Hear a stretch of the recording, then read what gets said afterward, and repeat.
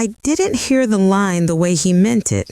He stood by the dining room window with his arms crossed, like we were both waiting on a bus that wouldn't come, and he said it softly, too softly to be kind.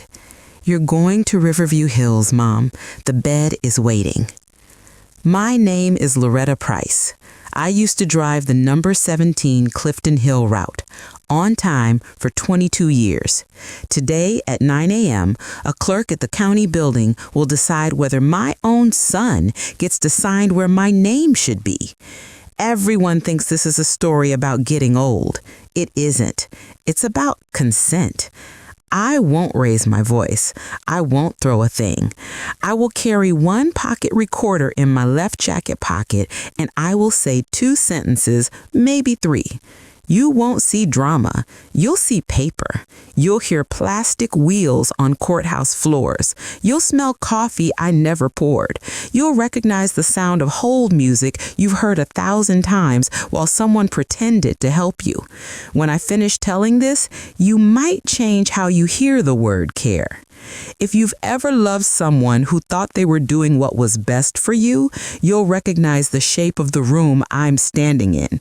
If you've ever been told the decision is already made, I want you to stand with me right now and breathe. Because if a person can drive an entire city safely for 2 decades, a person can fight for the right to say no, and I will. He didn't say please. He didn't say we need to talk. He said the bed is waiting like an airline upgrade. Evan was always smooth when it mattered and jagged when it didn't. He had Kayla's voice in his ear most days, the girl with the perfect ponytail who could make a clipboard sound like Mercy. He liked that sound. He liked it too much. I didn't make coffee. I rinsed out the mug in the sink and left the circle of brown around the rim, like a ring on a tree trunk. Evidence. We were quiet long enough to hear our neighbor's screen door pop open and slap shut. If there was a day you could smell rain inside the house, it was that one. "You'll like the place," Evan said, looking past me. "There's a garden and activities." I had a picture of my hands on a city bus wheel, knuckles smooth and labeled by the years I didn't complain. Activities. I whispered the word in my mouth, and it tasted like chalk. "I'm not moving anywhere today," I said. "It's not today," he answered, with the sweetness men keep for bad news. "It's Monday. Probate approved the ex parte. It's just a formality." "I went to a judge without me," I said. "It's how it works in emergencies," Kayla called from the hallway. She had let herself in again. "Memory care is harder to get when you wait. We're trying to help you, Loretta." Her voice had 2 settings, one for families and one for me. She used the one for families that morning. It was bright and soft at the ends. I didn't answer. I turned off the faucet and wiped the counter in one line with the dish towel we never agreed to share. She looked down at the towel like it was an issue of sanitation, not power. "We'll bring you some things," she said, "so you feel at home." Home is a word that leaves your mouth different when you have to sell it to someone who already lives there. I folded the towel over the oven handle and smiled just enough to be misunderstood. Evan coughed like a man who wants to move time forward with a sound. "I can't keep taking days off," he added, as if days were something you stack and return later.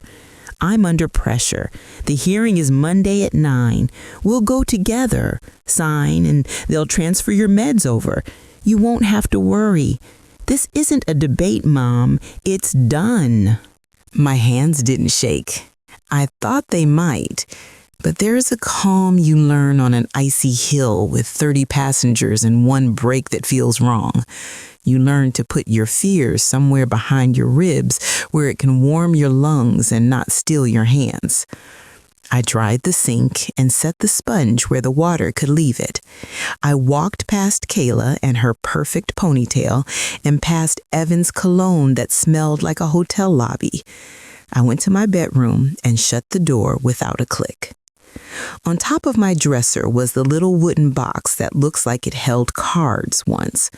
It held paper now, the kind nobody reads until they want to own you. I took a breath, like my dispatchers taught me. In for 4, out for 7.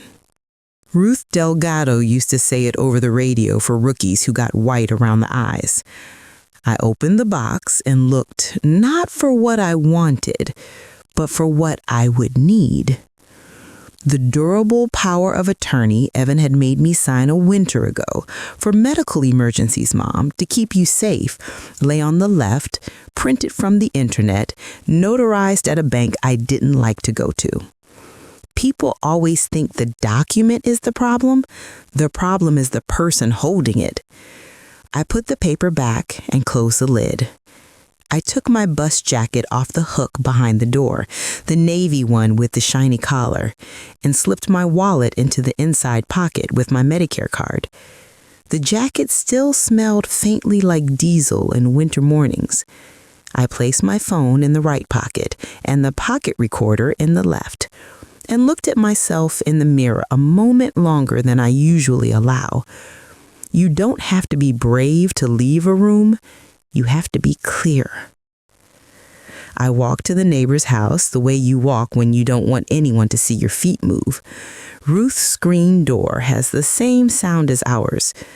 She opened it before I lifted my hand. "You took forever," she said, smiling like a warning. "What are we doing, Loretta?" "I need 3 things," I said. "Revocation for the power of attorney, a fraud note on my file, and a witness who can listen without being the story." "You're fun on Fridays," she said, and stepped aside to let me in. We did the ordinary things first, because that's how you tell your body you're safe enough to make a plan. She put a kettle on. I sat at her little table with the laminate that never chips. I placed my recorder on the table between us without naming it. She looked at it once and then at me. "Is this going to be loud?" she asked. "No," I said. "It's going to be true." Ruth used to sit in a fluorescent cave for 10 hours at a time, telling terrified people to answer the questions she asked and to breathe. A person who can do that can help you count minutes until a hearing you didn't ask for. She took a pad from her junk drawer, the kind with a bank logo at the top from a year they tried to be friendly, and wrote Monday, 9 o'clock, in neat numbers I could feel settle my pulse. "Who filed?" she asked. "Evan and Kayla. They used a form with words that look like kindness, wandering, stove, confusion.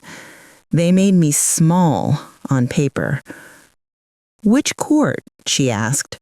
"Probate," I said. "Ex parte." "Okay," she said. She didn't ask why. She didn't ask what I had done. She knows there is a way to stand next to someone without picking up the weight they dropped on your shoulders. She poured me tea and slid a cookie toward my elbow. "We'll do the credit union first," she said. "Revocation is easy when they can still look you in the eye and see you fit. Then we call your insurer. We put a note on your file that any change must go through you personally, no proxy, no nothing. Then we think about what we have that's paper and what we have that's a person. You have me, you have your time cards, you have your voice." "And what do they have?" I asked. She wiped a circle of water off the table that caught the afternoon sun like a coin in a fountain. "They have hurry," she said. "Hurry looks like power until it trips." We did not rush. I walked the 3 blocks to the credit union with Ruth, each of us close enough to feel like an answer to a question we didn't say. The receptionist saw my jacket and smiled the smile Cincinnati saves for public workers. They never forget the faces that adapt their kids to school when the roads look like glass. I need to revoke a durable power of attorney, I said, using my voice like an ID card. Of course, she said, and everything softened. The clerk at the little desk with the pen on a chain asked me to read a paragraph out loud, gently, the way you check hearing and mind without making a person feel like a patient. I read. I signed. They notarized. They asked if I wanted to assign someone else, and I named Ruth temporarily with a date that would make sense to a judge. I used the term for healthcare decisions only. Specific. We printed the revocation. I put it in my jacket. Paper can't save you, but paper can slow a person down long enough to breathe. We walked out into a wind that smelled like river and rain. Ruth put her hand on my forearm, the way dispatchers used to steady rookies when the radio stuck. We went back to her house and sat again. This time, I took out my phone.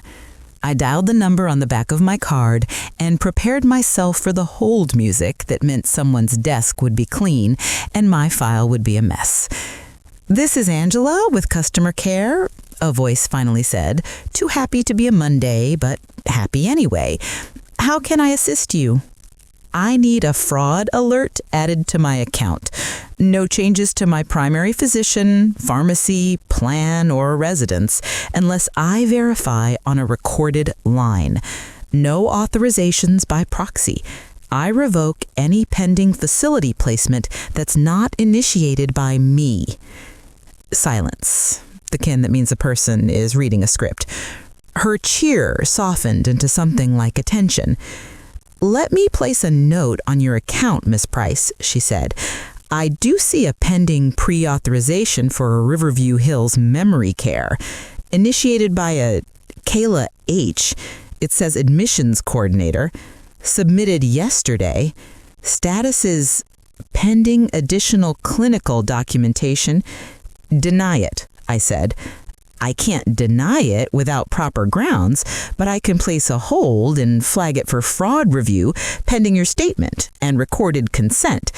I can also notify our special investigations unit." "Do that," I said.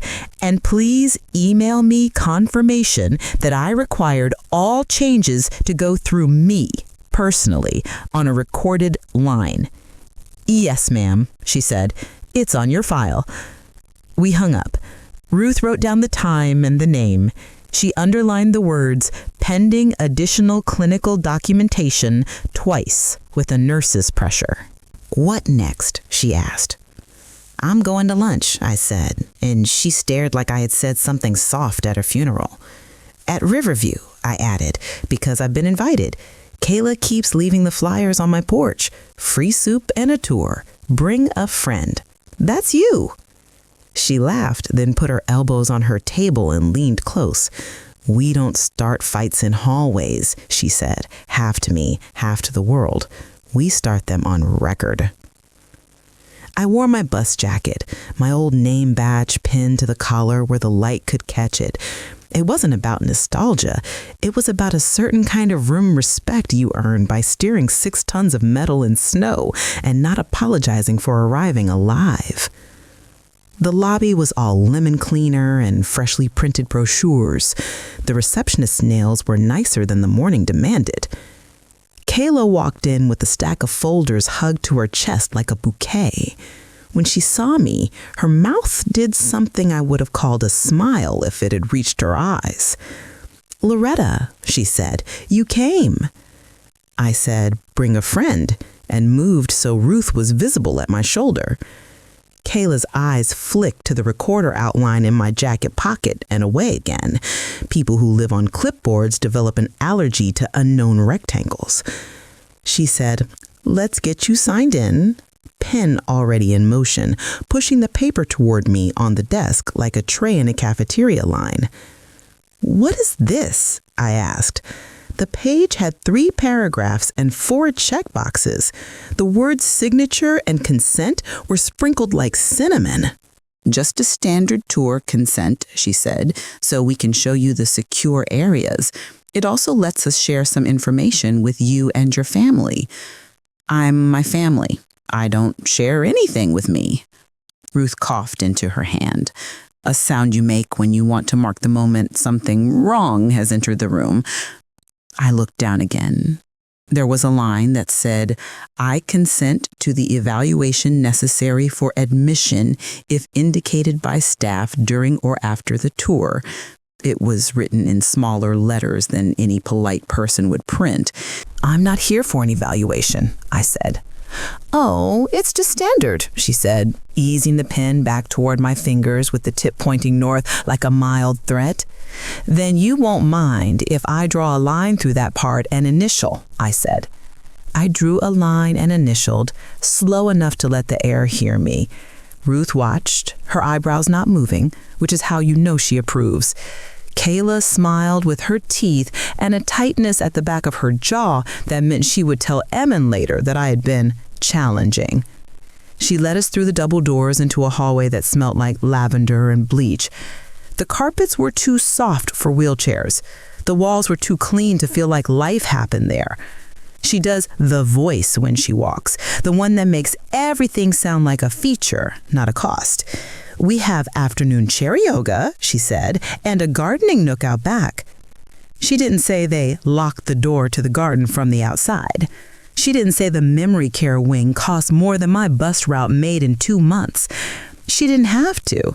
She left the brochure on my porch last week with a little sticker on the back that said $500 referral incentive. It would have been funny if it weren't a price on the necks of women who taught this city to read. "Do families come often?" I asked. "All the time," she said. "We encourage strong involvement." There is involvement and there is ownership.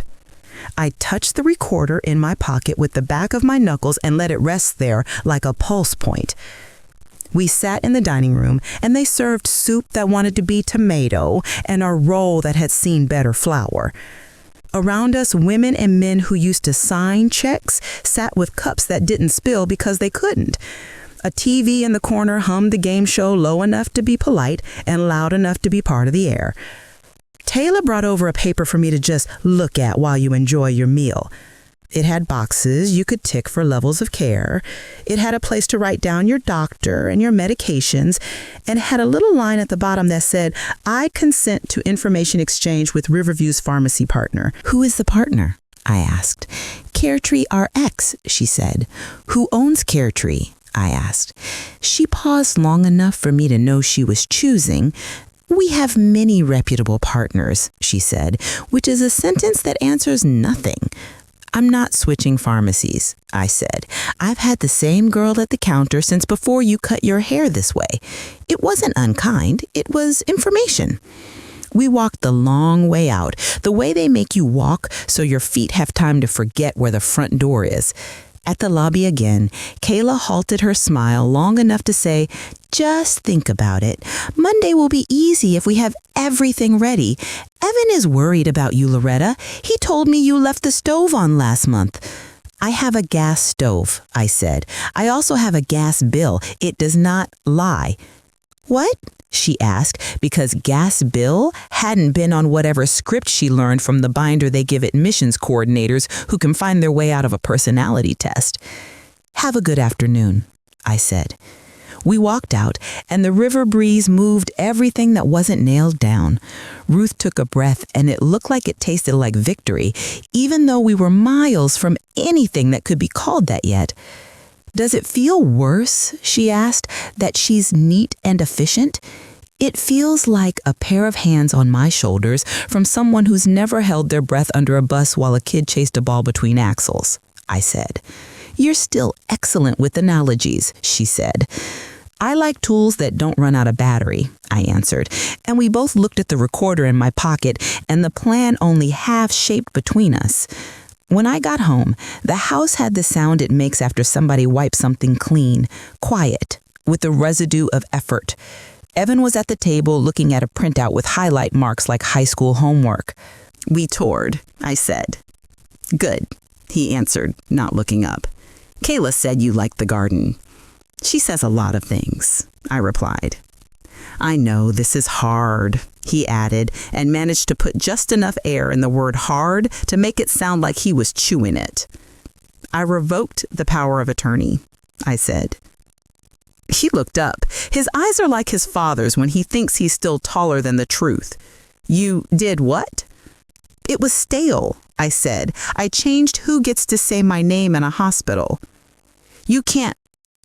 He stopped. There are sentences the law will not help you finish.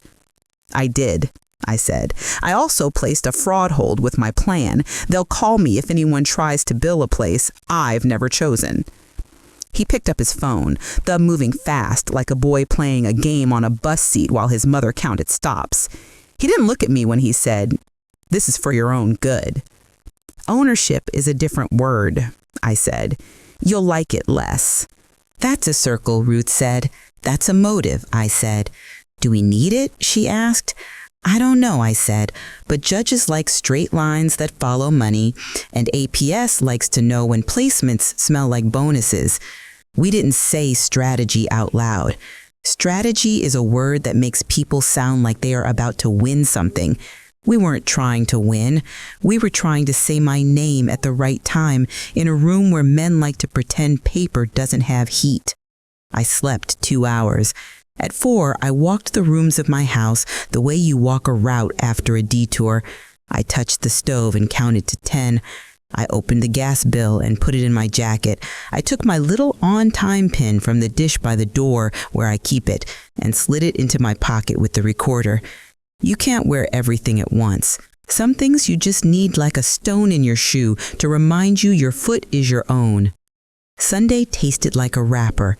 Everything covered, but not cooked. Evan didn't come by. Kayla didn't text, which felt like a kindness I hadn't asked for. I wrote my medications on a piece of paper in my own hand, large enough to read across a desk, because a judge will trust ink he can see tremble. I wrote my doctor's name. I wrote the date I last drove, the day I retired. I wrote my route number because I wanted to see it on a line with my name one more time. When I was done, the page looked like a woman, not a patient. I folded it and put it in my packet. Monday, I woke before the world and stood in my kitchen without making coffee. I didn't want my house to smell like the thing I'd have to leave to get to a hearing. I pinned my on-time pin to the inside of my jacket pocket where my fingers could find it and pretend it was a rosary if they wanted to be Catholic for a minute. I walked out and locked the door, not because I thought anyone would take my couch, but because keys make a sound that tells a person they are allowed to close something. Ruth was already in her car at the curb, engine idling, seat warmers on, like a kindness she didn't plan to mention. I got in. We didn't talk on the drive because there are words you spend before you get to the room, and there are words you save. She parked 2 blocks from the courthouse because she is a person who knows that the spot you want is for someone who wants it more. We walked up the steps and into air that smells like paper and how much it costs to move it around. The clerk's desk has the same bell all clerk desks have, like a toy somebody decided was an instrument. Ruth handled the bell because she likes to hit things that make noise when necessary. The woman behind the glass looked at me with the eyes of someone who could run a country if you let her, who had given up on being surprised by the things people do to the people who fed them. She stamped a paper and handed me a number like I was at a deli. Room 3, she said, with a softness you learn when you've seen too many mothers stand where I was standing. The judge is on time. Me too, I said, and touched the pin in my pocket like a superstition you forgive yourself for when you've lived long enough to deserve one. In the hallway outside room 3, Evan stood with Kayla, both in clothes that looked at me like they were winning. He didn't meet my eyes. He was reading an email the way people read good news they think they earned. Kayla's lips were pressed thin, tracing the chain of a necklace with her left hand like she wished it was a rosary, too. You came, Evan said, as if I were late for his help. I live here, I said. He looked past me at Ruth the way you looked past a road sign to the accident you hope not to see. Who's this? He asked, though he knew. He still remembered the day she sat with me on our porch when Robert died and told me I could cry into my hands as long as I wanted, but then I had to open them. A friend, I said. She doesn't need to be involved. Kayla said, smiling like she was teaching a child to share. Neither do you. And here we are. The bailiff called our number. Inside, the room had the hard chairs that turned everyone's back into an apology. The judge was smaller than I thought, and younger, his robe not yet heavy enough to slow his sentences. He had a voice like a midday news anchor who went to school across the river. Emergency guardianship petition, he read. Price, parties present. Petitioner, Evan said, and Kayla said nothing. She placed her hand on his arm like a signature. Respondent, I said. My voice filled the line on the form the way ink does when its tip finally meets paper. The judge nodded, looked at the screen in front of him, and then at me. He adjusted his glasses like men do when they're trying not to look like they're doing it. Ms. Price, he said, I see a statement here about a wandering incident. Ruth coughed into her fist. Quiet. I put my hand in my pocket and felt the recorder under the pad of my thumb, the click button, warm from my skin. I didn't press it. It had been on since the car. I looked at the judge and answered as if he had asked me the route to the hospital on a snow day. I have never wandered, I said. I walked. Evan shifted like his shirt was too tight. She left the house at 2 a.m, he said. The neighbor saw. The neighbor is me, Ruth said, and let her voice carry enough to be heard, but not enough to be scolded. She went to my house because her blood sugar was low, and she wanted someone to watch her take her reading. She knocked. I answered. I watched. She sat while I got her juice. Then she walked home. We both have clocks. We both have eyes. Do you live with Miss Price? The judge asked Ruth. No, she said. I live in a little greenhouse 2 doors down with a dog who hates raccoons. He didn't smile. He didn't have to. He looked back at the paper. Miss Price, there's also mention of a stove left on. I have a gas stove, I answered. If I left it on, my gas bill would rise. It didn't. I brought it. I pulled the envelope from my jacket and slid the bill to the bailiff, who slid it to the clerk, who slid it to the judge. The line on the bill was flat and honest. He looked at it longer than such things demand. The petition also attaches a durable power of attorney, he said, which names Mr. Price.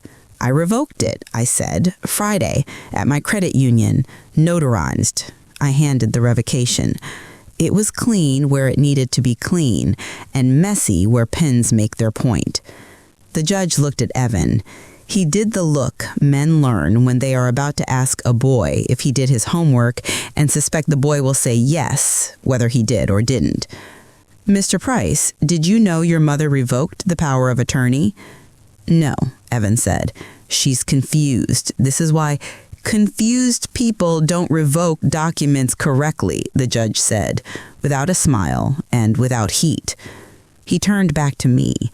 The room hummed in the way rooms hum when a split has opened like a river on a map. Miss Price, did you consent to a placement at Riverview Hills, he asked. No, I said. I ate their soup. The courtroom laughed, the kind of soft laugh that means people were holding their breath and forgot to say it out loud. The judge let the sound live a second and then held up his hand. Miss Price, do you have anything you wish to add? I reached into my pocket and lifted the recorder onto the table. I pressed play. Evan made a sound I recognized from the time he was 10 and broke the neighbor's window and saw the glass from the inside. Kayla's hand tightened on her necklace until the chain pressed into her skin.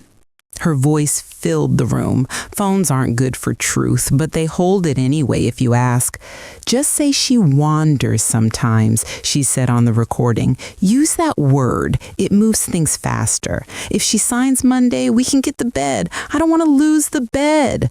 There was a quiet, and then Evan's voice softer, lower. What if she won't sign? You're her proxy, Kayla's voice said. It's fine. The recorder clicked to a stop when it ran out of that segment. I turned it off. I didn't need to say anything. The judge didn't either, not for a beat, which is a kind of mercy certain men learn when they watch a thing they didn't want to see. Miss H, he said to Kayla, not finishing her name to protect her for a second that she had not earned. Are you employed by Riverview Hills? Yes, I am an admissions coordinator. Do you often coach families on what words to use in court? He asked, tone flat as a table. No, she said, and blinked, which is a way to cry without water. Court will take a 5-minute recess, the judge said, then added, actually, no, we won't. Petition for emergency guardianship is denied. The court finds that Miss Price is capable of attending to her own care and making her own decisions. Any pending placement is to be halted immediately. The court will refer this matter to Adult Protective Services for review of admissions practices. Evan made a noise that meant he wanted to be a boy again. Kayla held her face with the kind of dignity you buy in a store that sells suits. The bailiff looked at me like I had done a small miracle with ordinary tools, which is the best kind of miracle to do. We left the courtroom. The hallway was wider on the way out than the way in, which is a trick of lungs, not architecture. Evan stood by the window again, arms crossed around a future that had just learned my name. This isn't over, he said. It is for me, I said. You can do whatever you want with your time. I'm going to get lunch. You can't just, he began. I can, I said. That's what consent is. Ruth and I walked outside into air that had learned my shape again. We sat on a bench under a tree planted by people who like plaques.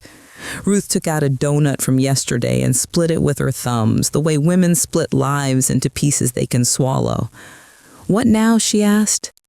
Now I file a formal complaint with APS about admissions, what they call coercive consent, and about a pending insurance pre-authorization initiated without me, I said. Now I breathe. Now I write my name on a card and keep it in my pocket for days I forget it.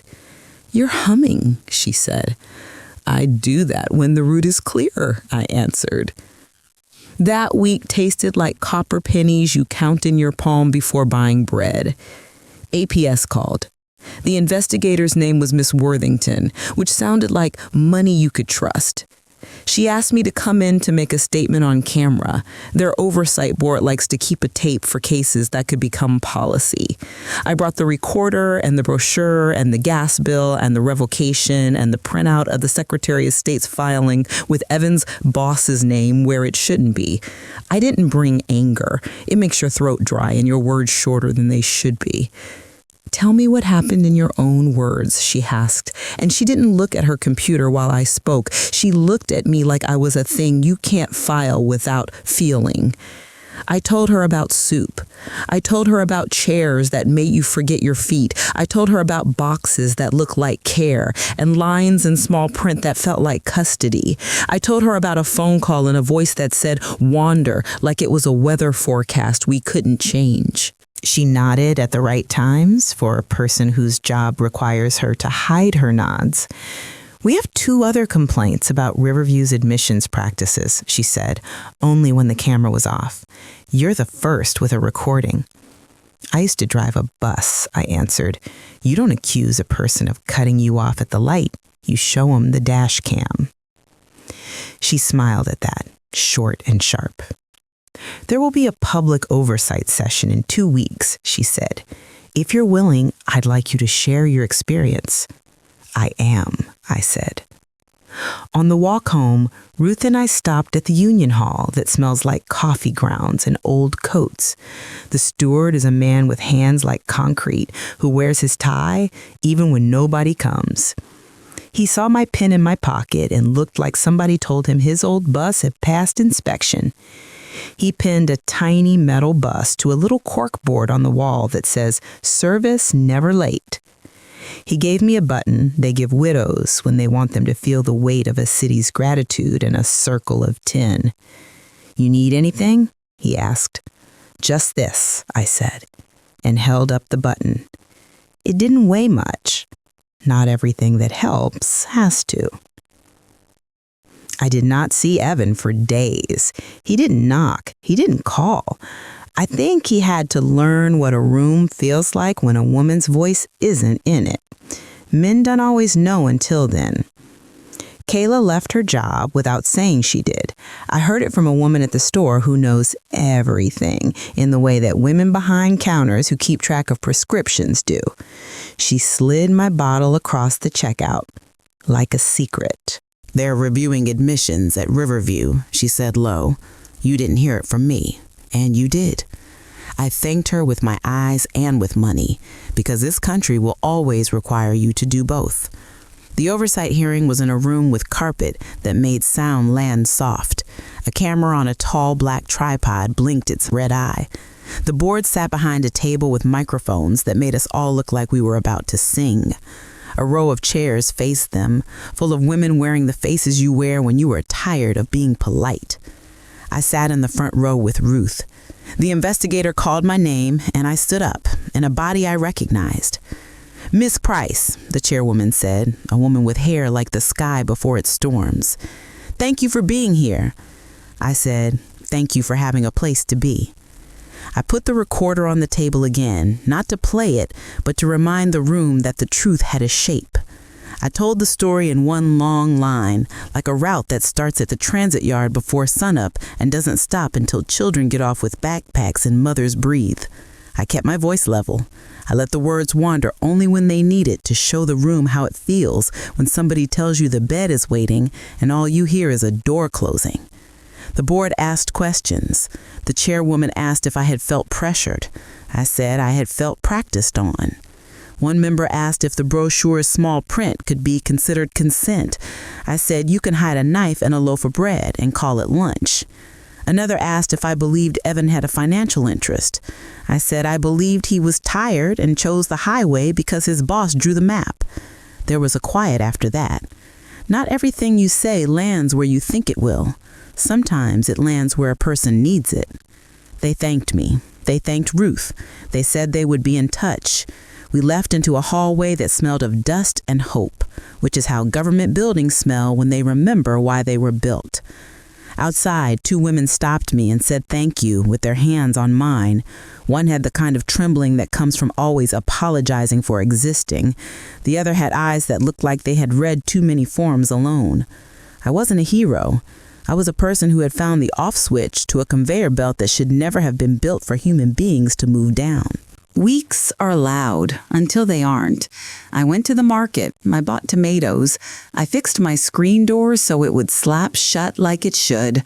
Ruth came over with bread that smelled like a house you don't have to sell. We ate and we didn't talk about Evan. We talked about a chili cook-off by the river and about whether we would enter and lose spectacularly and what apron I would wear if I did. On a Tuesday, with a sky the color of a new bruise, the letter came. APS had completed its review. The board recommended a halt to Riverview admissions pending corrective action. The insurer's Special Investigations Unit had referred the pre-authorization attempt to internal audit and possibly to the state's fraud division. The probate court wrote a separate line to say no guardianship petition on my behalf would be accepted again without notice to me and in-person evaluation by a neutral physician. The words were dry and perfect. They looked like a road that would hold. Evan left a message on my phone like a man reading a script written by a person who had watched a show and learned nothing. He said we should talk.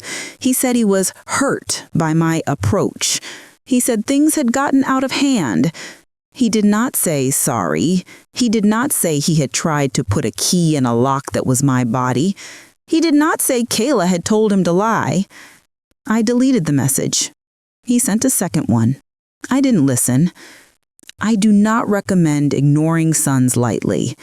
I recommend you pick the version of yourself that survived the winter and see what her hands want to do. Mine wanted to turn off the phone.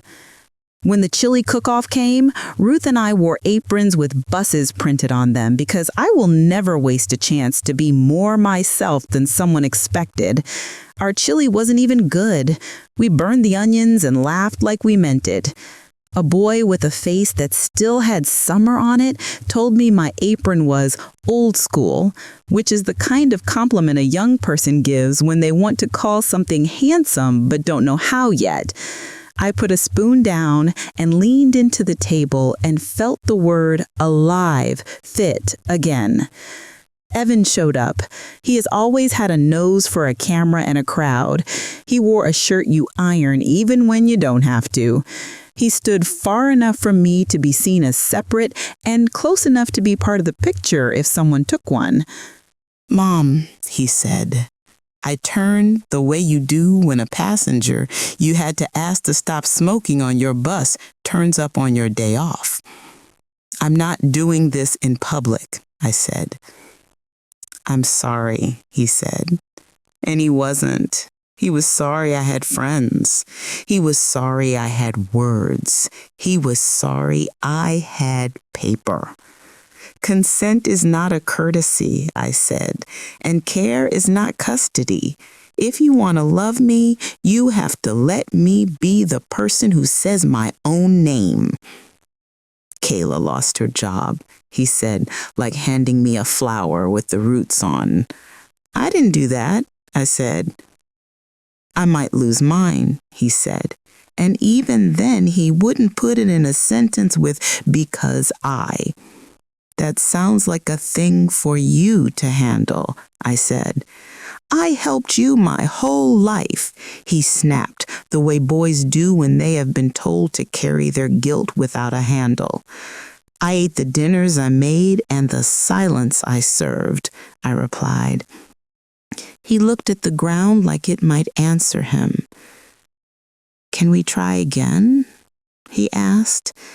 And I wanted to say yes, because I made him inside of me, and because my hand still remembered the weight of his head. I wanted to say yes, like you want to stop a city bus in the middle of an intersection and tell everyone to get out and walk because the road ahead looks wrong. But I had put my voice in a room and I had watched it stand up without needing my shoulders. "You can come to Sunday supper if you want," I said. "There will be ground rules printed on a page like men like. You can bring your hands to help cut onions. You cannot bring your clipboard. You cannot bring your voice if it tries to take mine. You can leave when you want. I will not ask for your help finding the door." He nodded without understanding and walked away. I don't know if he came to supper. He might have. He might have stood on my porch and read the rules and laughed. He might have folded the paper into his pocket and tried another day. That's not this story. This story ends in a room with fluorescent lights and a microphone that made me sound more like myself than I ever had. This story ends with a phrase I keep on a little card in the pocket with my on-time pen. I wrote it in block letters so it can't be misunderstood by a person with a clipboard or a robe or a ring. Care without consent is custody. When you drive a bus long enough, you learn to look 3 cars ahead. You don't brake for the thing in front of you. You brake for the thing that made the thing in front of you move. A boy runs into the street because his ball did. A woman signs a paper because a voice told her she had to. A son files an emergency petition because a boss told him a bed needs filling. You don't scream at the boy. You don't tell the woman she's foolish. You don't let the boss keep talking through the sun. You move your foot to the pedal and you watch their lives shake and then steady. You keep your people alive. Then you park at the depot and go home and take your pen off and put it in a dish and don't think you're a hero. You were doing your job. For years, my job was to get this city where it said it needed to go. Today, my job is smaller. I get myself to my porch and into my kitchen and put a pot on the stove I remember to turn off. I put a sign on my fridge that says, if someone tells you it's just paperwork, ask a better question. I call Ruth and tell her I bought tomatoes again. She comes over with bread. It's never good bread. It's the kind that leaves flour on your shirt and happiness in your teeth. We cut onions poorly and laugh when our eyes tear up because not all tears are the same. Some of them wash, some of them sting. Some of them tell you there's still a person living in your face who wants to see out. A week later, a woman from church called me and asked if I would speak at a little gathering for people taking care of their parents. I told her I would come and I wouldn't speak. I would sit and write words on cards and hand them to anyone who wanted one. When the night came, I wrote the same sentence on 20 cards and one sentence different on a single card I kept for myself. On theirs, I wrote, "You are not cruel for wanting a day off. You are cruel when you take someone's name to buy it." On mine, I wrote, "I am still here." Evan sent a letter eventually. It was short. He said he understood the rules. He asked about Sunday supper, whether he preferred I bring chili powder or onions. He signed with his name and not with a title. He didn't mention money. He didn't mention beds. He didn't mention the word best. I put the letter in the wooden box with the papers that could hurt me and the papers that could help me, and I closed the lid like you do a small coffin for a thing you don't need anymore, but don't know how to bury. I drove the number 17 long enough to know every pothole by its first name. I don't drive anymore, but I still know the routes. I can get you to the courthouse. I can get you to the credit union. I can get you to the office where a woman with hair like a storm and a mouth like a promise will ask you to tell her everything from the top. I can't get you into your son's head. I can't get you into his heart. That's not a route. That's a river. Sometimes you can cross it. Sometimes you build a bridge and it holds until winter. Sometimes you stand on your side and wave and hope he learns to swim. Sometimes you fold your hands and let the water say your name until it sounds like home. The chili cook-off did not give us a ribbon. We took home our empty pot and a smell like a hug. Ruth washed the pot in my sink while I dried. We listened to the house, to the sound of a door that closes and opens when you want. We didn't say goodbye when she left. We never do. We are always 10 steps from another hello. If you stayed with me to the end, thank you for giving your minutes to a woman who still counts hers like bus tickets. I have other stories. They don't end with a gavel. They end with a door and a key and a chair by a window you can see the river from on a day the city remembers to be kind. If you have a mother, or if you are a mother, or if you once held the hand of someone who told you where to stand in a kitchen, ask them their word for consent. Write it down. Put it in your pocket. Call it when someone tries to rename you. My name is Loretta Price. I live in Cincinnati. I used to drive the number 17. I am not a bed. I am not a signature. I am not an emergency. I am still here.